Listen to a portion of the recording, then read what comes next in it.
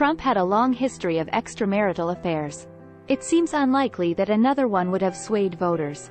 Since the New York indictment of Donald Trump was unsealed last week, critics across the political spectrum have noted the legal problems with transforming one hush payment into 34 felonies. But in assessing the seriousness of this case, it is also relevant to ask who was injured by the former president's actions, a question that poses more of a puzzle than Manhattan District Attorney Alvin Bragg suggests. Bragg says Trump violated state and federal election laws when he instructed attorney Michael Cohen to pay porn star Stormy Daniels $130,000 shortly before the 2016 presidential election. In exchange, Daniels agreed to refrain from talking to the press about her alleged 2006 affair with Trump. Federal prosecutors viewed that payment as an illegal campaign contribution, and Cohen accepted that characterization in a 2018 guilty plea.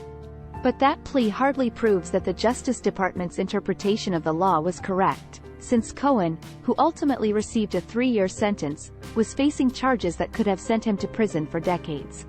The best interpretation of the law, former Federal Election Commission Chairman Bradley Smith wrote after Cohen's guilty plea, is that it simply is not a campaign expense to pay blackmail for things that happened years before one's candidacy, and thus nothing Cohen, or, in this case, Trump, too, did is a campaign finance crime.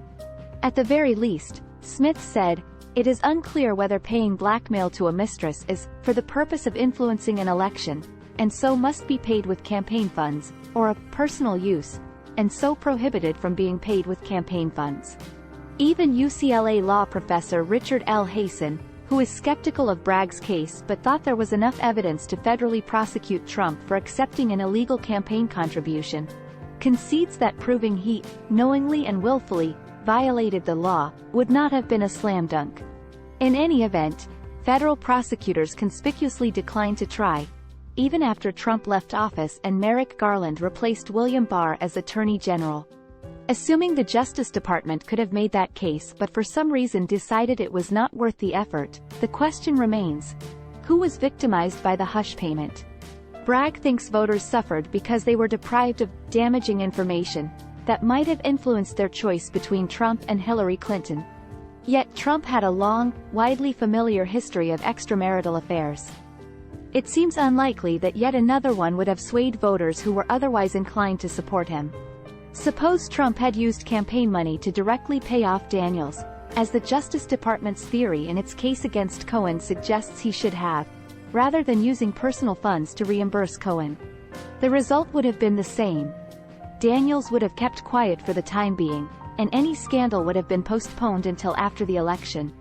To convert Trump's uncharged and unproven violation of federal law into a state crime, Bragg is relying on a New York statute that makes it a misdemeanor to falsify business records, with intent to defraud. Trump did that, Bragg says, by misrepresenting his reimbursement of Cohen as payment for legal services. Trump allegedly committed that offense 34 times, once for each invoice, check and ledger entry recording the payments. And because those records were aimed at concealing another crime, prosecutors say, each qualifies as a distinct felony. In common parlance, intent to defraud implies that Trump was trying to rip someone off. But according to New York appeals courts, it is enough to show that a defendant acted for the purpose of frustrating the state's power to faithfully carry out its own law.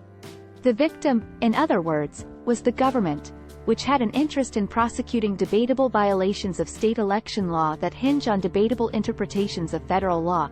It is hard to muster much indignation at that injury, let alone enough to support 34 felony charges.